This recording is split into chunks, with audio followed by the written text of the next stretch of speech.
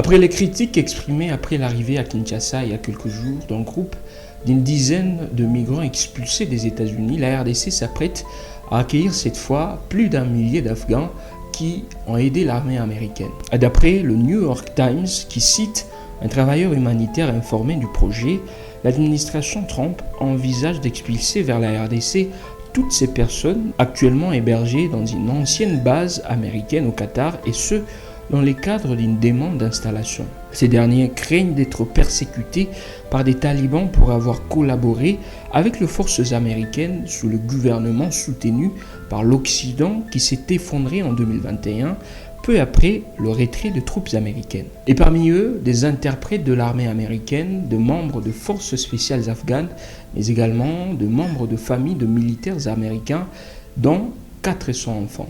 Mais pour plusieurs ONG, cette démarche de Washington est en réalité une manière de leur refuser une installation aux États-Unis pour les envoyer dans un pays en pleine crise. Une situation qui risque de susciter encore plus de critiques, surtout de la part de ceux qui accusent le gouvernement congolais d'abandonner sa propre population forcée à fuir la guerre à l'est du pays pour prendre en charge de refouler d'autres pays.